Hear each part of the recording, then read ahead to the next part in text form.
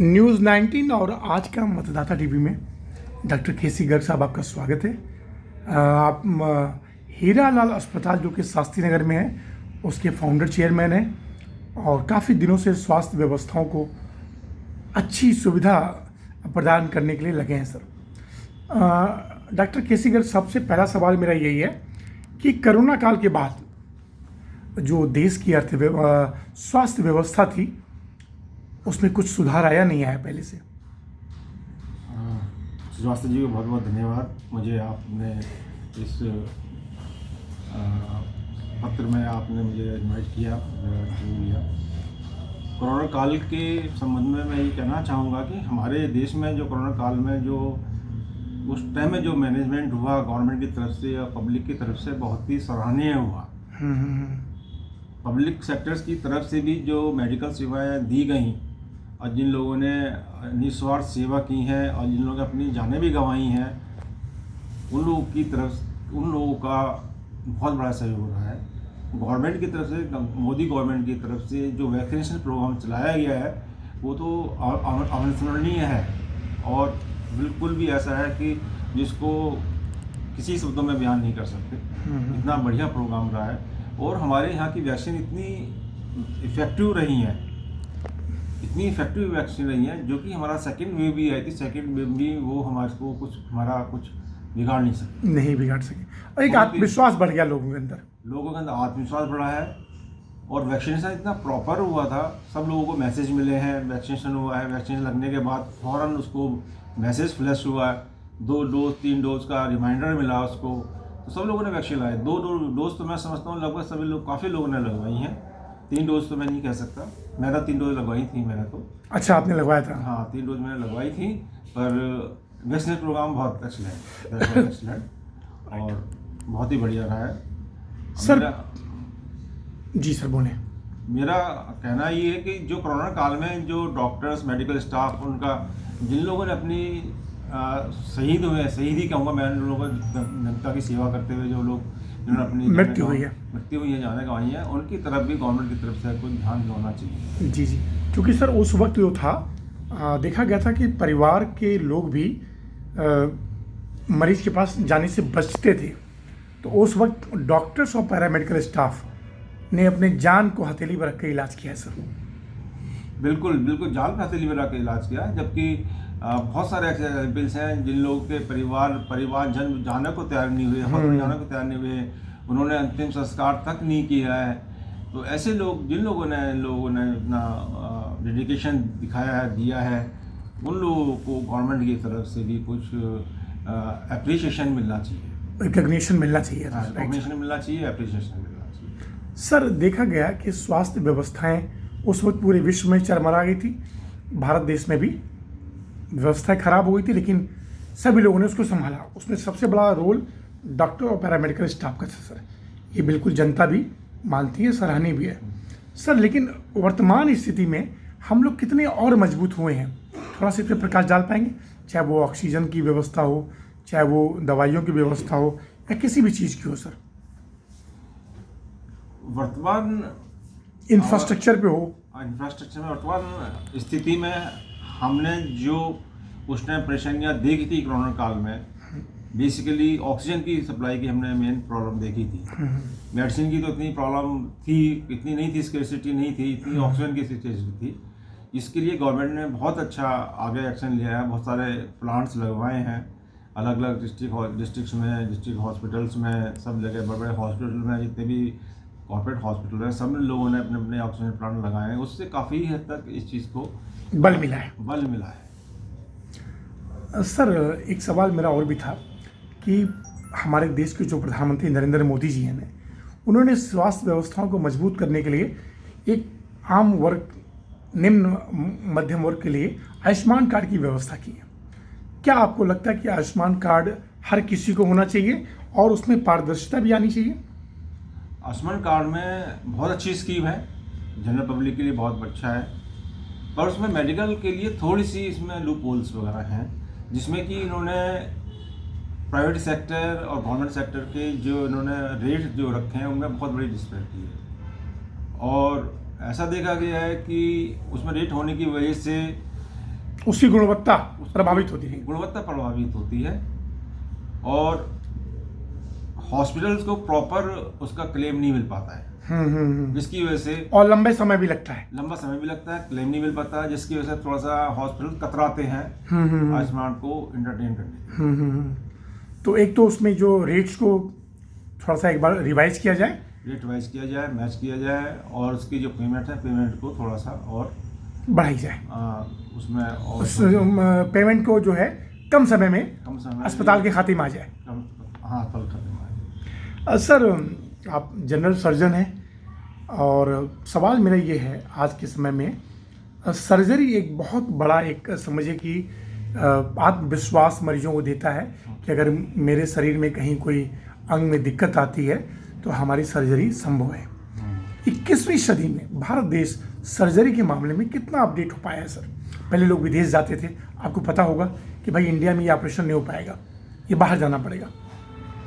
अब मैं यदि अपने ही कैरियर को उठाकर देखता हूँ तो जब हमने MS पास किया था, जबकि सर्जरी टाइप ऑफ सर्जरी और स्टेम सर्जरी हुआ करती थी और अब की सर्जरी में बहुत ज़मीन आसमान का फर्क है। जब सर्जरी ओपन सर्जरी पे हुआ करती थी, बड़े बड़े सर्जन्स कहते थे big incision give the big surgeon give the big incision, that was myth at that time. Yes, now is the reverse हो गया है, big surgeon give the minimal incision.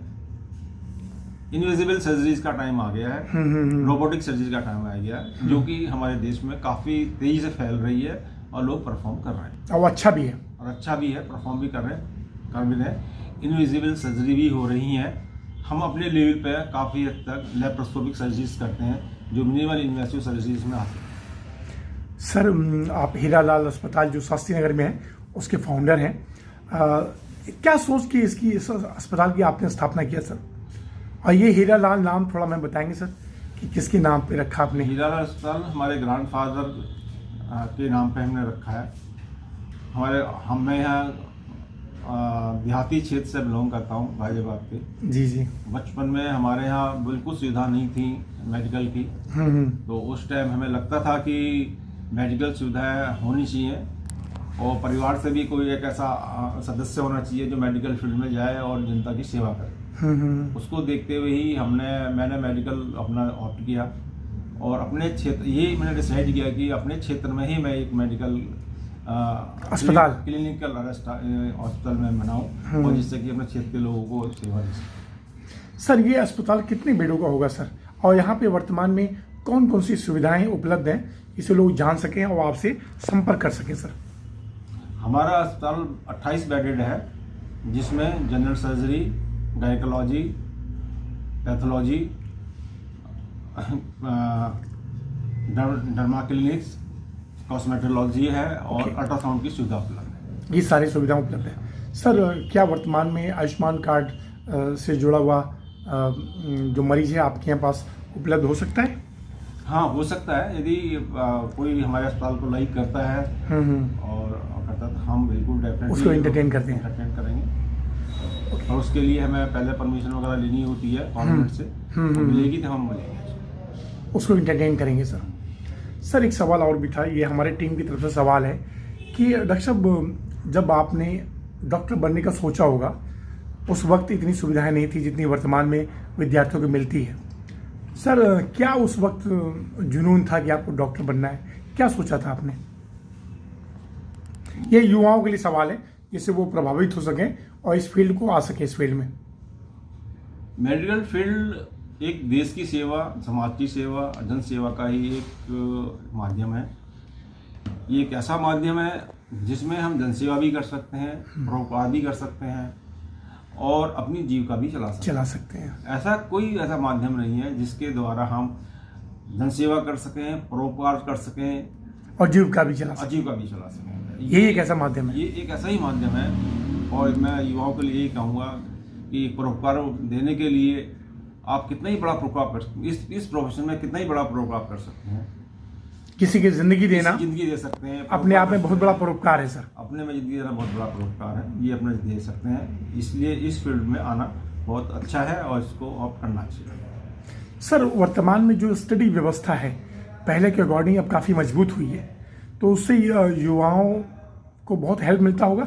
हाँ बिल्कुल हेल्प मिलता है। जब और मैं जो टीचिंग मेथड है, टीचिंग फैसिलिटी हैं, बहुत चेंज हो गई हैं, मेथड चेंज हो गए हैं, उससे बहुत सुविधा मिलती है। बच्चे बहुत अच्छा उसका चीज़ का लाभ उठाते हैं और ये बहुत अच्छी अब सुविधा चल रही है। सर, उत्तर प्रदेश के जो मुख्यमंत्री योगी आदित्यनाथ, प्रदेश में हर जिले में एक एम्स स्थापना की नीति चल रही है, तो कितना सकारात्मक कदम है सर प्रदेशवासियों के लिए? मेडिकल कॉलेज स्थापना, हाँ, बहुत अच्छा है। हर डिस्ट्रिक्ट में एक मेडिकल कॉलेज होगा तो जनता को सुविधा मिलेगी और स्वास्थ्य भी मिलेगा उनको। अभी पर कैपिटा जो medical college, medical doctors, medical staff रहता है, अभी तो हमारे पास कमी ही है और इसको बल मिलेगा और जनता को और सुविधा मिलेगी। सर, क्या गाजियाबाद में सरकारी मेडिकल कॉलेज खुलना चाहिए? प्राइवेट तो हैं सर, लेकिन सरकारी नहीं है सर। गवर्नमेंट सरकार नहीं है, मेडिकल कॉलेज तो नहीं है, पर 2 सरकारी हॉस्पिटल हैं, MMG है और सेक्टर 23 में हॉस्पिटल खुला हुआ है। ये बहुत अच्छा परफॉर्म कर रहे हैं, बहुत अच्छा काम करते हैं, यहाँ भी बहुत अच्छा काम होता है और बहुत अच्छी सुविधा है जनता को। ये लोग दोनों अस्पताल दे रहे हैं और यदि इनमें मेडिकल कॉलेज खुल जाए, इनमें सुविधा मिल जाए तो और अच्छा हो जाएगा और अच्छा सुविधा मिलनी शुरू हो जाएगी। विद्यार्थियों को भी कम फीस में पढ़ाई कर सकेंगे और मरीजों का भी अच्छा इलाज हो पाएगा। सर, एक सवाल और बड़ा था, इन जो स्वास्थ्य व्यवस्थाएं हैं सर, इसमें कॉरपोरेट और जन सेवा कार्य जैसे आप लोग कर रहे हैं समाज के लिए, 2 बड़े डिफरेंसेस दिखाई देते हैं। उस स्थिति में जो इंश्योरेंस सेक्टर है उसका रोल बड़ा अहम हो गया है सर। तो क्या इंश्योरेंस सेक्टर को और पारदर्शी होना चाहिए या इंश्योरेंस सेक्टर में अपने नॉर्म्स में कुछ बदलाव लाने चाहिए, जिससे कि मरीज जो है, देखा जाता है कि जब वो पेमेंट देता है सर, तब तो इंश्योरेंस सेक्टर उससे पैसा ले लेते हैं, लेकिन जब उसको इलाज की बारी आती है तो भटकता रहता है।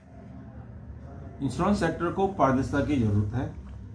जब ये पेशेंट से इंश्योरेंस कराते हैं उस टाइम इनको कुछ ब्रीफ, 1 पेज 2 पेज का पेशेंट को बता देना चाहिए कि हम ये सुविधा देने जा रहे हैं, ये चीज़ आपको मिलेंगी, ये चीज़ इसमें नहीं मिलेगी, जिससे कि पेशेंट को पहले से ही क्लियर रहे कि जो मैं इंश्योरेंस ले रहा हूँ मैं सही ले रहा हूँ या गलत ले रहा हूँ। यदि उसको अच्छा लगता है तो उसको ले, नहीं अच्छा लगता है उसको ना ऑप्ट करे, उसको भ्रम में ना डाले। अब भ्रम में डाल करके उसका जो इंश्योरेंस कर लेते हैं, ये अपनी पारदर्शिता नहीं है।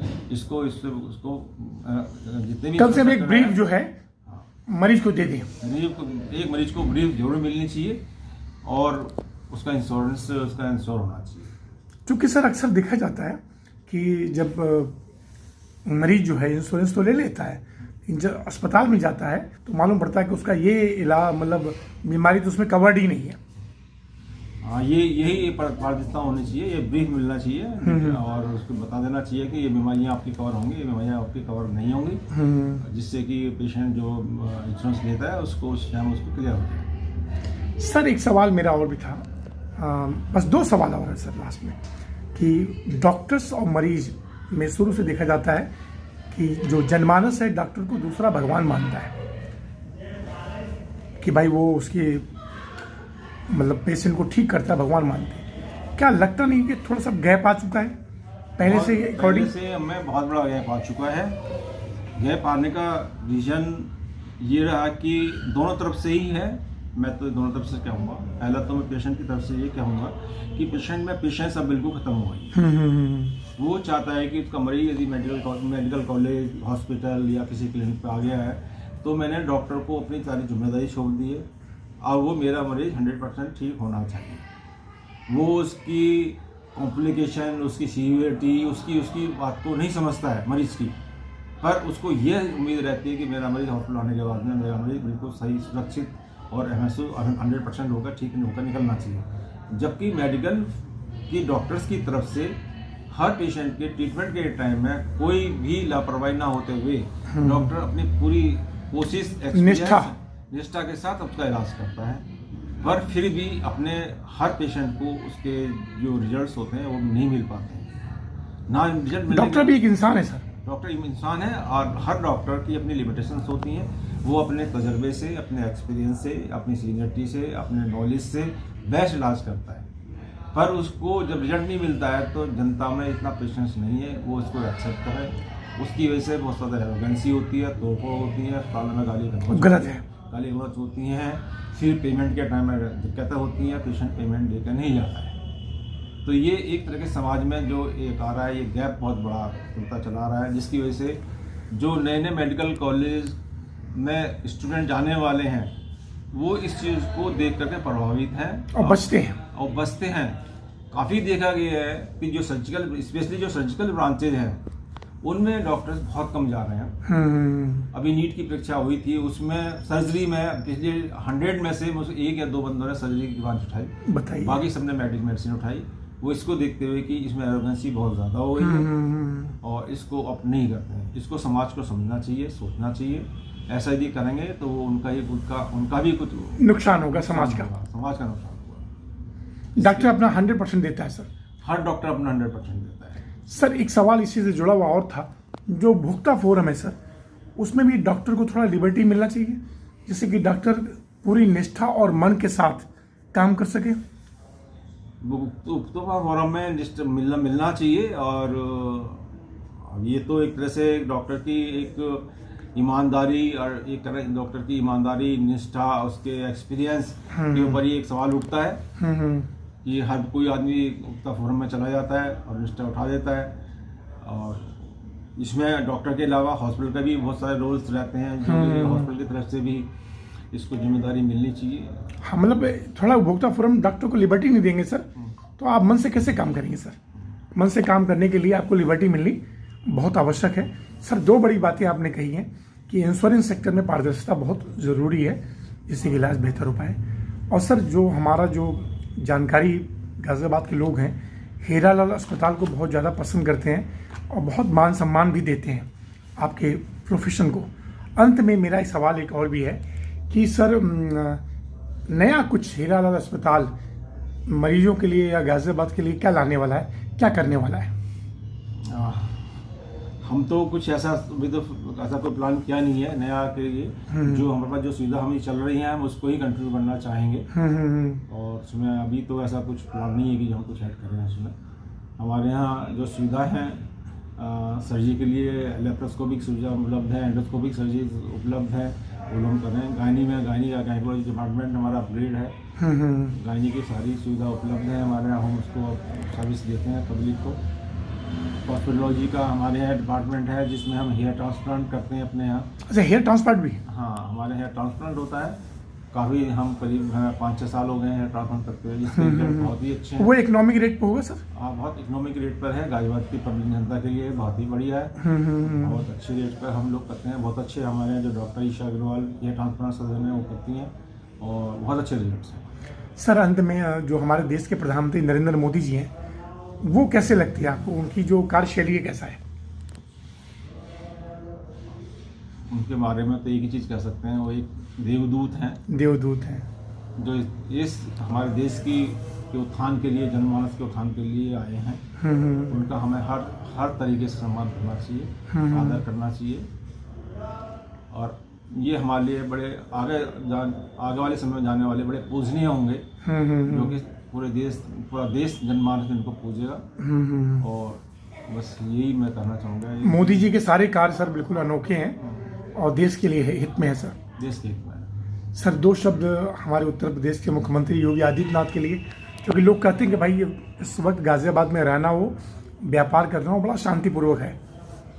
हाँ बिल्कुल, लॉ एंड ऑर्डर सीधा बहुत हमारी इम्प्रूव हुई है। लॉ एंड ऑर्डर गाज़ियाबाद में बहुत चरमराई हुई थी, हमने वो भी समय देखा है जब मुलायम सिंह का गवर्नमेंट का समय था। उसके बाद मायावती का समय भी देखा है, उसके बाद गवर्नमेंट का समय भी देखा है। उस समय जो हालत थे गाज़ियाबाद के वो हमने गुजरे हैं, उससे हमने अपना कुछ भोगा भी है अपने को, और अब देखा है तो बहुत फर्क, अब बहुत अच्छा है। बहुत अच्छा है। सर 22 तारीख को अयोध्या में मतलब जो अयोध्या राम मंदिर है उस प्राण प्रतिष्ठा है, देशवासियों से कुछ अपील करना चाहेंगे? मैं अपील करना चाहूँगा हर आदमी को, इस जो सनातनी है उसको उस चीज़ को अपने को गौरवान्वित महसूस करना चाहिए और इस चीज़ को पर्व को बनाना चाहिए। और दिवाली की तरह इसको पर्व को बनाएं। और हमारे जो राम है, जो अब तक टेंट में थे, हमारे 5 साल बाद हमारे राम हमारे अपने स्थापना में आए हैं, उनको उचित सम्मान और उनको उचित श्रद्धा सुमन अर्पित करें। हम लोग डॉक्टर केसी गर्ग साहब, आपका बहुत बहुत धन्यवाद। फिर किसी विषय पे मिलेंगे सर। थैंक यू सर, नमस्कार। Thank you sir, thank you, नमस्कार।